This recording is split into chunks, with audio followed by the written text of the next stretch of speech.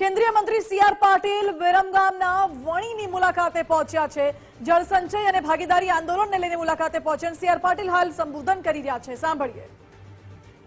ભાવના સાથે કર્યો, પણ હજુ પણ આપણી જરૂરિયાત પૂર્ણ થતી નથી।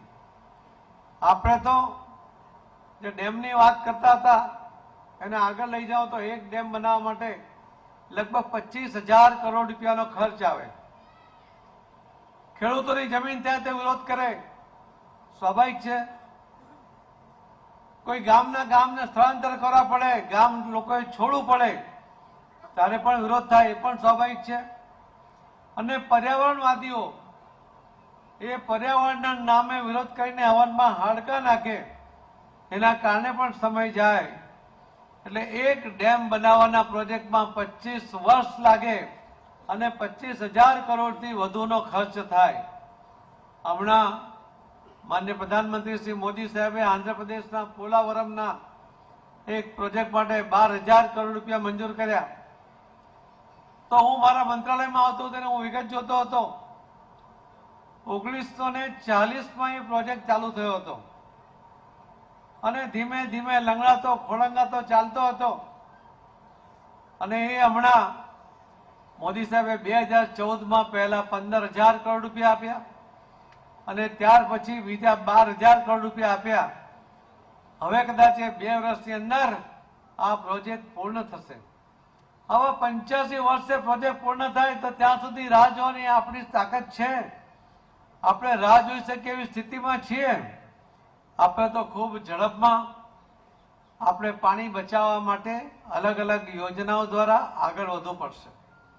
અને આ સૌથી બેસ્ટ વે હતો કે વરસાદ આપણને, જો વિશ્વની વાત કરીએ તો આખા વિશ્વની 18% વસ્તી એ આપણા દેશમાં છે। આખા વિશ્વના 18% પશુધન એ પણ આપણા દેશમાં છે। અને આખા વિશ્વમાં જે પીવાલાયક પાણી છે એના ફક્ત 4% પાણી આપણી પાસે છે।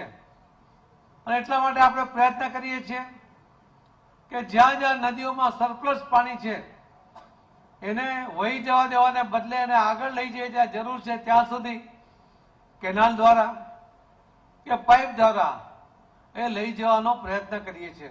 એનો આખો એક માસ્ટર પ્લાન માનનીય પ્રધાનમંત્રી શ્રી નરેન્દ્ર મોદી સાહેબના નેતૃત્વમાં બની રહ્યો છે કે ઓપન કેનાલ બનાવીએ છીએ તો એમાં 30% જેટલો લાઈન લોસ થાય છે।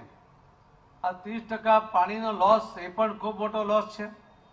એના કરતાં પાઇપ એ વધુ સારા પડે, વધુ સસ્તા પણ પડે અને ચોક્કસ જગ્યાએ પૂરતું પાણી પણ લઈ જવાય।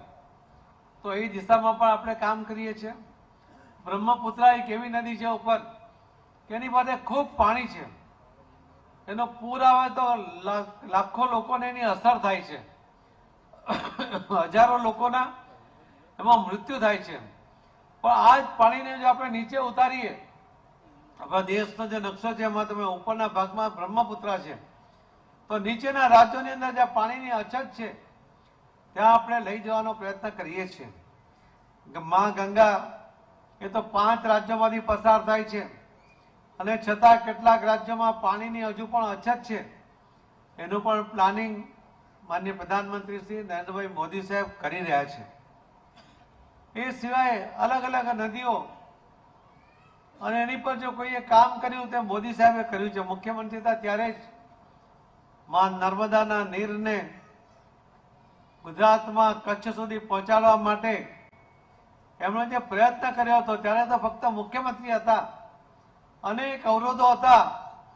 જે મધ્યપ્રદેશના સ્થળાંતર કરવા માટેના ગામોના પૈસાનો જે ખર્ચ હતો એ પણ ગુજરાત સરકારે એડવાન્સમાં અમને આપ્યો હતો કે તમે હમણાં પૈસા લો અને પછી તમારી સગવડ અમને વગર વ્યાજે આપજો, કેમ કે અમને તો આ નર્મદાના નીરને ગુજરાતમાં લાવવા હતા। અને નીર આવ્યું, કચ્છ સુધી પહોંચ્યું, એના પણ અનેક ફાયદા થયા। પરંતુ હજુ પણ પૂરતી વ્યવસ્થા કરવી હશે તો આપણે બધાએ પણ લાગવું પડે। આપણે તો ભગવાન કૃષ્ણની પ્રતિમા મને હમણાં અહીંયા આપી, કૃષ્ણ ભગવાન આપી જોઈ નહીં એટલે પૂછ્યું તો ભગવાન કૃષ્ણએ તો ગોવર્ધન પર્વતને ટચલી આંગળી પર ઉપાડ્યો હતો પણ એની સાથે જે ગોવાળિયા હતા એમણે પણ પોતપોતાની લાકડીઓનો ટેકો આપ્યો હતો. એમને એવું હતું કે ના, ભગવાન કૃષ્ણના વજન ના ઝીલી શકે તો, પણ એમણે વિચાર્યું નહીં કે ટચલી આંગળી પર જયારે આખો પર્વત ઉતાર્યો છે એને આ ગોવાળિયાના લાકડીના ટેકાની જરૂર નથી. મોદી સાહેબે પણ ટચલી આંગળી પર પાણીની જવાબદારી લઈને ચાલી રહ્યા છે, પણ આપણી લાકડીનો ટેકો એને ના લગાવીએ તો એ તો મને લાગે છે કે યોગ્ય નથી. આપણે બધાએ પણ આપણાથી જે કંઈ થઈ શકતું હોય એ કરવાનો પ્રયત્ન કરવો જોઈએ. અને પાણીમાં જીવન છે, જલ જીવન છે આપણે કહેતા હોઈએ છીએ, અને પાણી માટે તડપતા પણ હોઈએ છીએ, પણ પાણીનો બગાડ કરવામાં પણ આપણે કોઈ દિવસ રાહ જોતા નથી. અને મોદી સાહેબે તો પાણી પર ફક્ત પાણી કે જળ સંચયની વાત નથી કરી, એમણે તો બહેનો, આખા દેશની બહેનો પાણી લેવા માટે દૂર દૂર સુધી, કિલોમીટરો સુધી, જ્યાંથી 3, 4, 5 કિલોમીટર જાય, પાણીના બેડા માથા પર ઉંચકીને લાવે. એનો WHO નો હમણાં રિપોર્ટ આપ્યો. મોદી સાહેબે જે યોજના જાહેર કરીને, નલ સે જલ, ઘરમાં જ પાણી આપવાનું, શુદ્ધ પાણી આપવાનું. આ બહેનોના જે કલાકો બગડતા હતા ને, રોજના 5.5 કરોડ કલાક આ બહેનોના પાણી લાવવાને લઈ જવામાં બગડતા હતા. ઉપરાંત માથા પર બેડાનું વજન લાવવાનું એ અલગ, અને પાણી અશુદ્ધ મળે તો પણ લઈ આવવું પડે એ પણ વધારામાં. મોદી સાહેબે ઘરમાં પાણી મળે એના માટેની યોજના બનાવી. નલ સે જલ યોજના દ્વારા લગભગ 15 કરોડ લોકોના ઘરમાં પાણી આપ્યું. એના દ્વારા લગભગ 60 કરોડ લોકોને એનો ફાયદો થયો છે. તો આ જે સ્થિતિ છે એ પાણી માટે બહેનો જતી હતી, પણ એ બહેનોને જે પાણી લાવતા હતા એ પાણી અશુદ્ધ હતું. એને શુદ્ધ પાણી મળવાને કારણે આજે આપણે બીમાર નથી પડતા. બહેનોને શુદ્ધ પાણી મળે છે, એ પોતાના બાળકોને પણ શુદ્ધ પાણી આપે છે, ઘરમાં બધા શુદ્ધ પાણી વાપરે છે. WHO નો જ બીજો રિપોર્ટ કહે છે કે આ શુદ્ધ પાણી મળવાને કારણે 8.4 લાખ કરોડ રૂપિયાની આરોગ્યની પાછળ જે ખર્ચ થતો હતો, રાજ્ય સરકારનો, કેન્દ્ર સરકારનો અને લોકોનો પોતાનો, એની બચત થઈ છે. એ કામ